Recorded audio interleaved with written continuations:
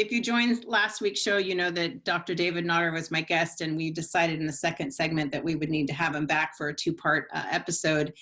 And Dr. Notter, I'm a professional. I've been doing this a long time, and I get to talking with you, and I lose all track of time. So we literally cut you off at the 24-minute mark last week. So I apologize for that. But here we are. We're still in this. We're just a couple of minutes from when we wrapped what the audience at home will see is last week. So if you are watching it today and you want to watch both episodes together, you can watch last week's and this week's together, and it'll be more seamless that way, right? That's right, yeah.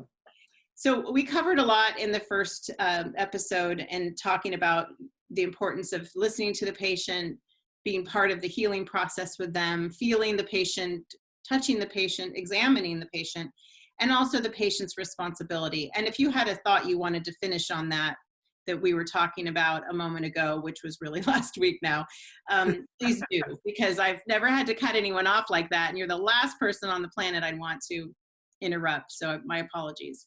Well, I should say, first of all, you aren't the only one that loses track of time. I look for that in my practice. Like they would come in and say, doctor, you're about an hour behind. I said, you're kidding. That's not I do remember that, but my feeling about a doctor who's running behind, as long as he's giving the same attention to each patient, then, I just kind of block the day. My family physician who delivered me, my grandmother stopped going to him and wrote him a nasty letter because she got tired of waiting.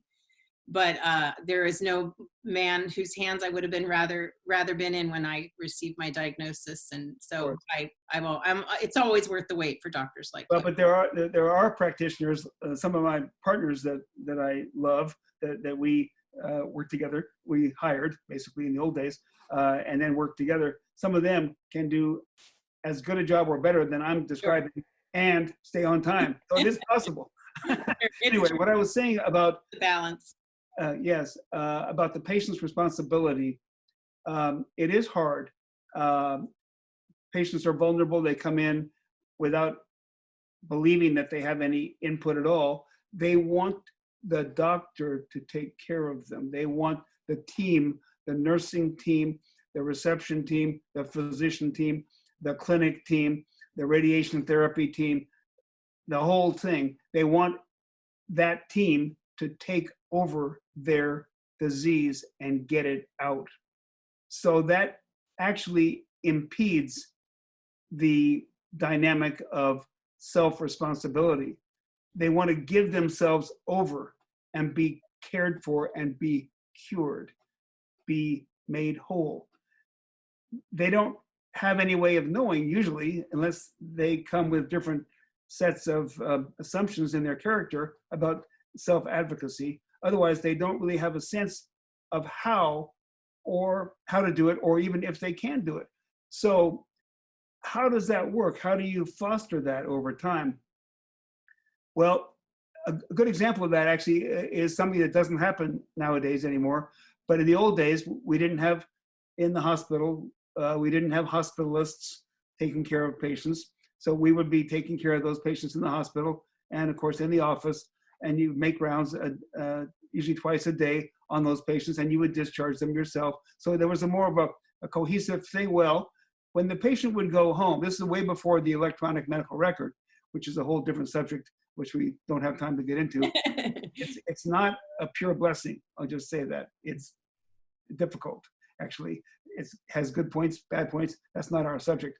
But before the record existed electronically, you would discharge a patient, and I would write down every time for the patient at the bedside, as part of the discharge instructions, what the patient was supposed to be taking, the size of the pill, how many milligrams, how many times a day they took it, so on and so on and so on. Sometimes 20 pills. I mean, not all started during the hospitalization. 16 of them they were taking before or something. Well, then you would give that. I would give that list to the patient. I'd make a copy for myself for the office, make a copy for the patient or the original, and say to the patient, I want you to read this when you go home. We just talked about it. You read it when you go home. It goes in your wallet. It goes so that when you go to the emergency room or you go somewhere, you need to, first of all, know what's on it. So read it. It's a book to be read repeatedly. And then when you go to healthcare, anywhere, healthcare, ER, my office, anybody's office, it goes with you, and you bring it out and show it to the person, the nurse, the doctor, everybody. But you need to know it also. So if you lose it, you still got it in your brain.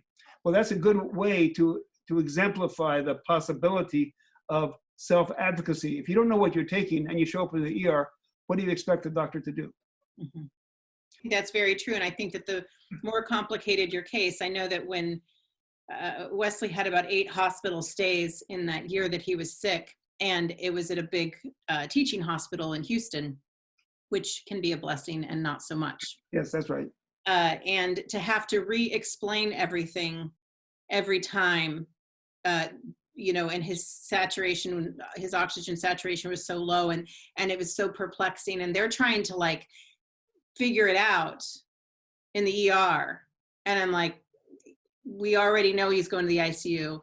His primary pulmonologist already said he's going to the ICU. If you want to meet us in the ICU because you're intrigued, please do so. But I got to get home to my 5-year-old. I need to know that he's safe in his room. Like we got to get this moving, right? And so I think sometimes, no matter what you present them with, yes, and that's good. It's a curiosity. It's something that they want to learn from the patient or learn from the family member who's presenting the patient. Sometimes a family member can present the patient much better than residents can.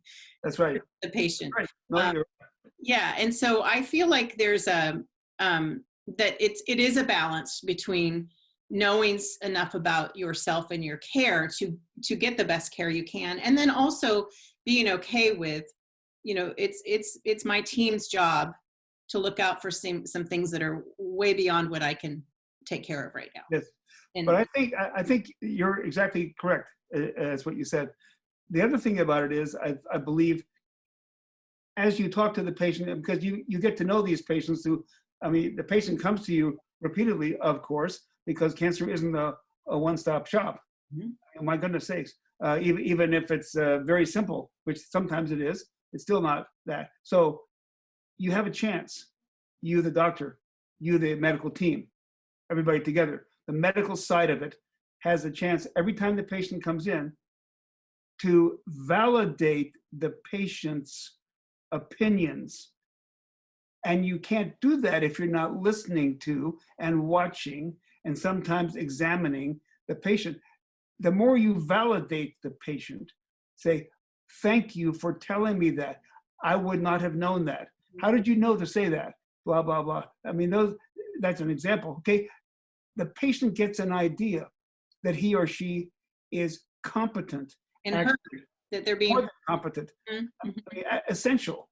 I mean, if they understand that there's a team, they are, in a way, maybe I'm the quarterback or the whole team is the quarterback, but they're the center. Mm-hmm. Mm-hmm. And to the extent that they know that, I mean, people with no medical knowledge, no education, no basic understanding of a lot of things in life are excellent caregivers beyond anybody's expectation. As an example, like a loved one gets seriously ill, is on hospice. Those same people I just mentioned, astoundingly give expert care because they have to, and they can, and they do. That happens again and again and again in hospice. Well, the same thing. It's very true. I mean, do you think that when I think about my father, when my mom was sick, and I remember she had to be in the ICU the very first day she was admitted. And I was in the ICU with my dad, and I heard all the same sounds and same smells and everything as when Wesley was in there. And it was just really overwhelming for me. And I thought, this isn't what my mom wants for me. There's just no way she wants me to be sitting through this night and day with her like I already have done. So I had a conversation with my dad, and I said, this is your in sickness and in health. This is your for better, for worse. If I do it for you, you and mom are going to miss the lesson, the growth, whatever it is that you're going to gain from this. And I can't do it for you. So I'll teach you everything I know. And then you're going to take care of mom. And if I could teach my dad, you know, then the people that you're talking about who you would never think.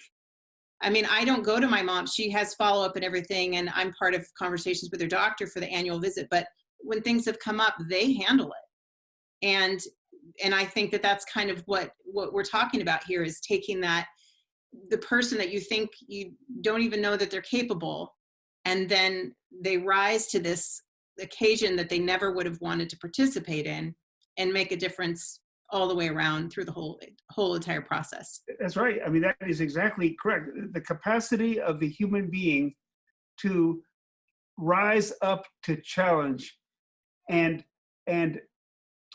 fight harder than expected and win more often than imagined, Mm-hmm. and inspire everybody who watches is immense. That capacity is immense.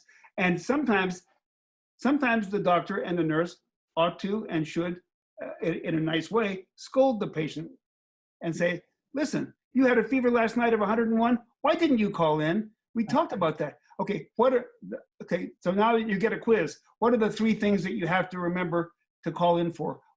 And tell your husband or your wife the same thing. What would those be? I'll tell you again, but I want you to remember it. I'm mad at you because I really care for you. Yeah, you want to be able to help, and not, you want to be proactive and not reactive. You know, Okay, let's take a break. We're going to take a break. We're going to take a break, and okay. we're going to come back, and I want to shift gears a little bit to today's times, and which everything we're talking about applies to today's times, but we're going to get a little more specific. We'll be back. We're talking with Dr. David Notter. Be back in just a moment.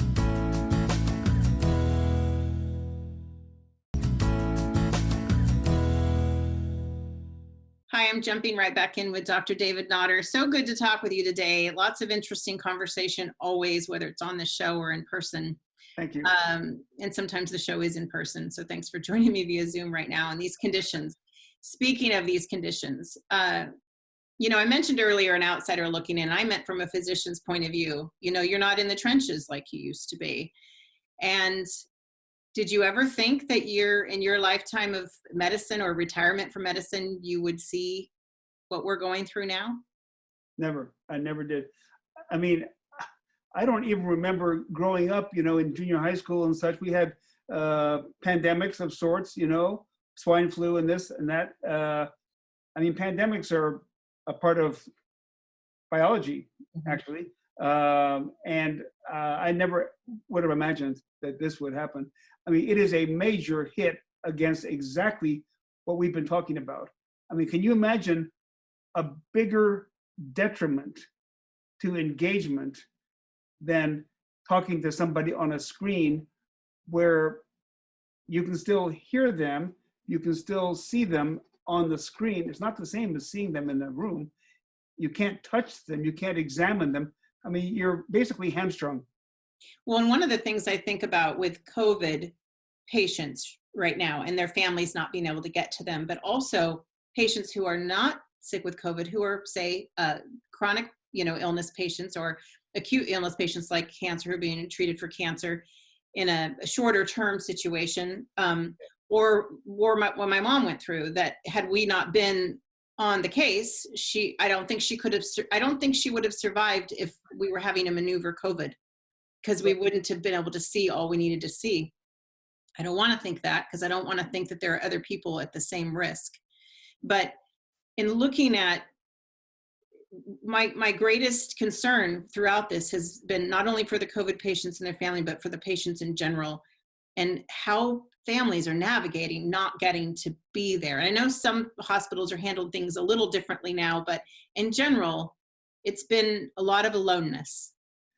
I mean, can you imagine the poignancy of having a loved one near death or dying, and you not being able to be by his or her side, not able to touch? I can't imagine it, actually.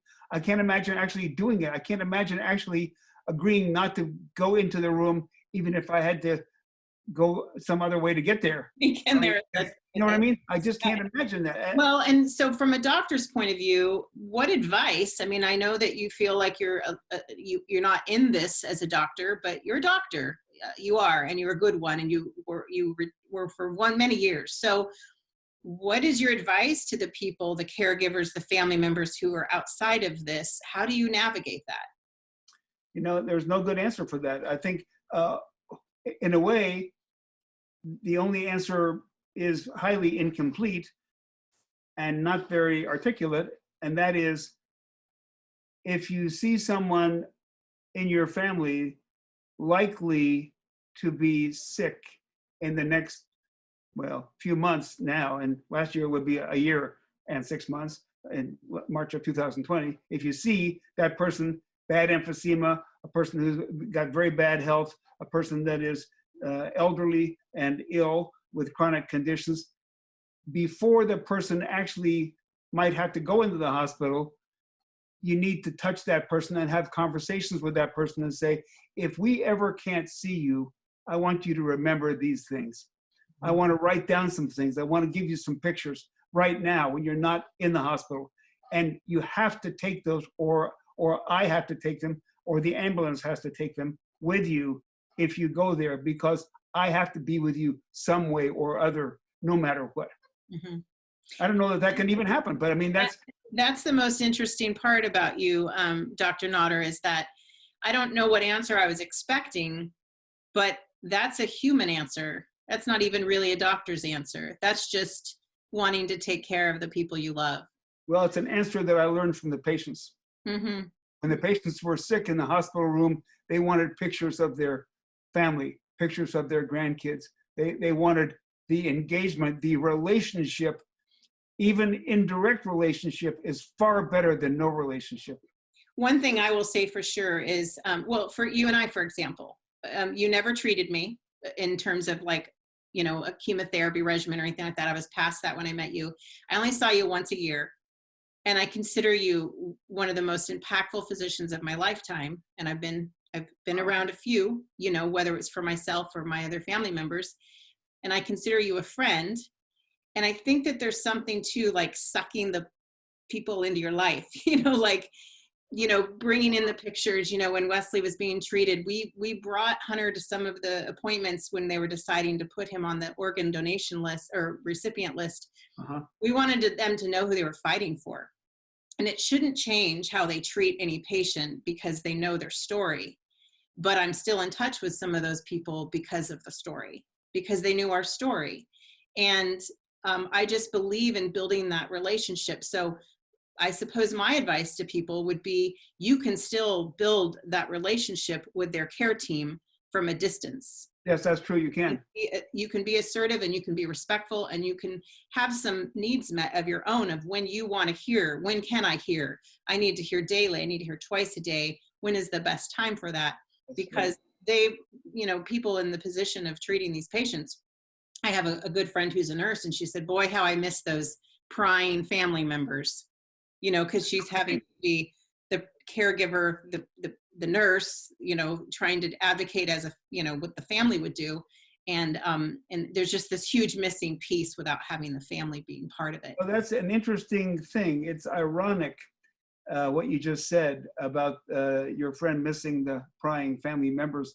In the old days, the stereotypic statement when we had to make rounds in the hospital and see patients in the office, when I would visit some of my colleagues in California for various meetings, they would talk and they'd say, yeah, I got to get up at 5:30 in the morning and go to 3 hospitals, and I have to get there before 7 or I'm dead in the water because the families come in. Yes, it's true. And I always say to my family members who have a loved one in the hospital, get there before the doctors do.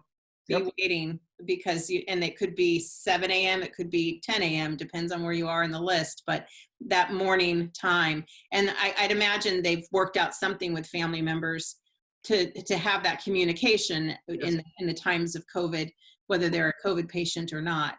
You know, I think that a person grappling, a family member grappling with that poignant circumstance that you're describing, their loved one in the hospital, perhaps not going to survive. They can't visit because of COVID and such. One resource that I think would always be helpful, whether the patient in the hospital is on hospice or not, is to call the hospice nurses and say, what advice, what tips, actually, what little informal habits can you illustrate for me about what patients need when they're alone and can't have members of the family? The hospice nurses are so good at that they would say, well, pictures are one thing, but here's what you should do. You should do 5 other things, and here's how to do them. And you don't need to be there for any of them. You need to record yourself on a recorder, and you need to get it on your iPhone, or what, blah, blah, blah, and it goes on and on. And that's information that they would love to give to anybody who has that circumstance, whether on hospice or not. They don't care. I think it's true whether it's COVID or not. We just have a couple minutes left of this segment, but I remember when Wesley was in the ICU and he'd coded for 40 minutes during one of the times after his transplant. Wow. And it was kind of a wait and see, and they were pretty sure his deficits and things he was probably not going to survive it, or maybe even shouldn't. And I had taken Hunter for a walk the day before, and he was 5 years old, and it was very difficult to balance the hospital home, and we had loved ones flying in to help. But I recorded Hunter's in my conversation, and he ends up talking about his new toothbrush and sugar bugs and brushing his teeth, and Daddy, I ate my vegetables today. And so what I did when he was in that coma is I stood there on a bench high up where he could see me in case he opened his eyes, because I'm short, and the bed was up high. And I played that recording over and over again in his ear for a couple of hours. And I don't know, and I talked to him, and I had alone time with him. And after 2 days of that coma, he was sitting up eating ice chips like nothing had happened. No kidding. So even if it's not a COVID situation and it's not you can't get to your family members, don't be surprised the healing power of your voice and of the things that they see on the wall when they open their eyes and no one's around. All of that is part of healing. It takes no energy to hear. It takes great energy to talk, but no energy to hear. And so people wake up from coma and they said, oh, here's the conversations that I remember. Yeah. Well, that was you talking to your husband. Yes. And wonderful. Yes, wonderful. Okay, we're going to take a quick break, and then we're going to say goodbye. We'll be back in just a moment.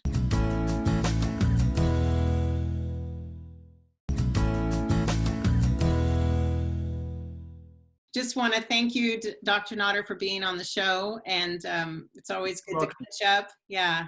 You're so welcome.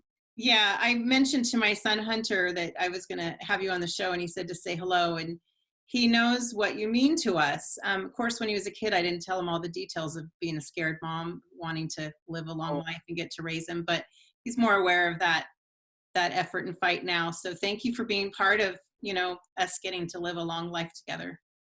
He's lucky to have you as a mother. Oh, thank you so much. Well, let's do this again sometime. I've had the same tear right here the whole time I've been talking to you. I just see your face, and I'm just so grateful to you. That's a wonderful thing, actually. That's a wonderful tear, actually, right there. That's a tear that means a lot. Yes. Well, take care, and let's stay in touch, and then let's see, maybe we'll have you back in time in the studio, or maybe we'll go sit somewhere together when it's safe for us to do that, and we'll have a conversation in the park about things that are just as important, but maybe not as heavy or difficult. Always a pleasure, Lisa. All right. Thanks so much. We've been talking with Dr. David Notter. It's a 2-part show. So if you want to watch it in its continuity, you can watch last week's show where I cut him off at the end and we pick right back up to this week's show, and you can see it all together. Thanks again. Thank you so much.